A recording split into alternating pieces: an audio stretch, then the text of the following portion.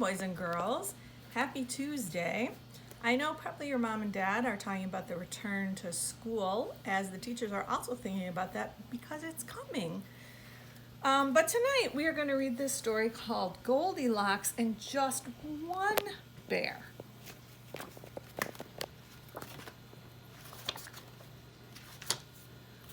Once upon a time, there was this bear.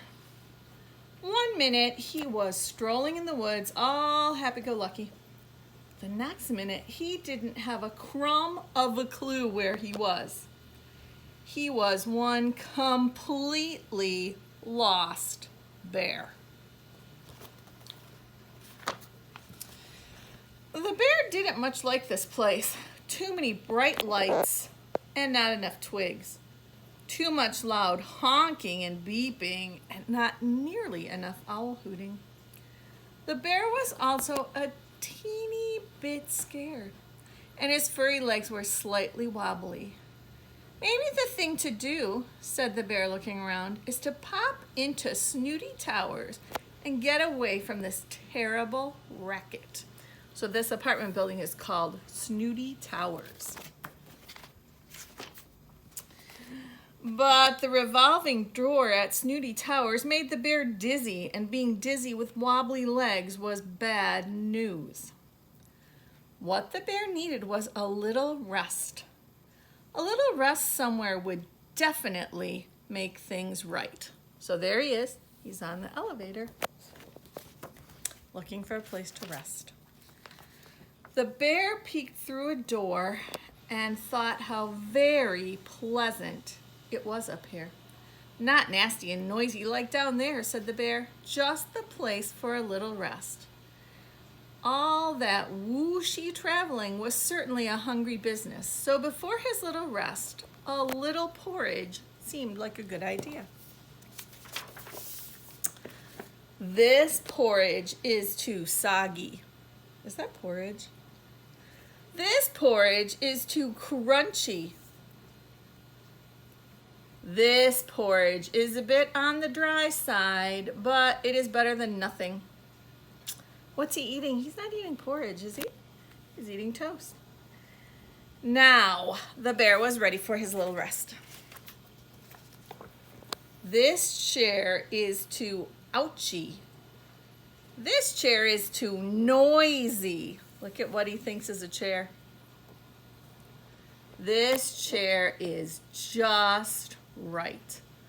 A little rest is nice, but what the bear needed to really feel like himself again was a good old-fashioned nap in a comfy bed.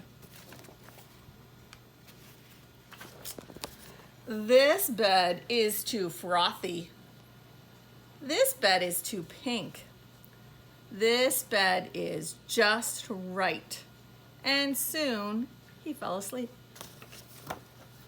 What do you think is going to happen next?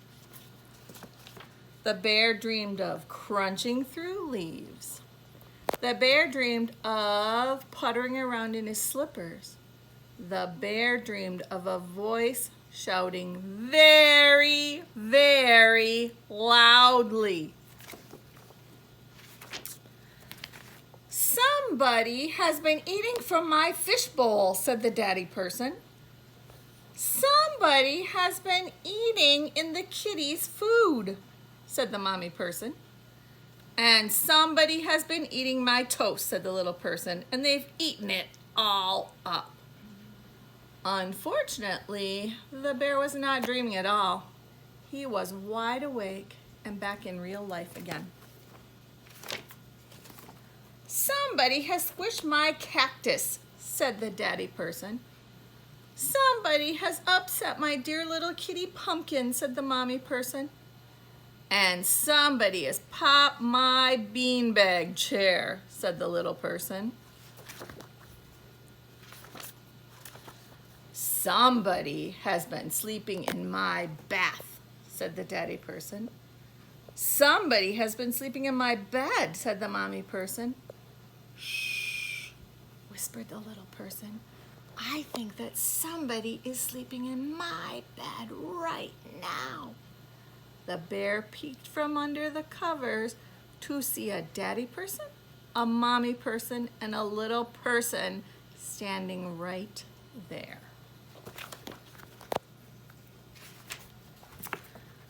The bear thought that the mommy person looked ever so slightly familiar. That means he thinks he's seen her before. And the mommy person thought that gobbling other people's breakfast, breaking other people's stuff, and snoozing in other people's beds seemed ever so slightly familiar too. And it was. Baby bear, said the mommy person. Goldilocks, said the bear. They hadn't seen each other in ages. Porridge, asked Goldilocks. The bear nodded. So Goldilocks cooked up a big bowl and plunked it in front of him. It was not too hot. It was not too cold. It was just right. It made the bear almost forget about that once upon a time when Goldilocks had behaved so badly. This little bear would never dream of doing anything like that. And although it had been good to see Goldilocks living so happily ever after with those charming people, the bear decided it was time to go back home to the woods. So right here, this is a grown-up Goldilocks with her husband and her child. Good night, boys and girls.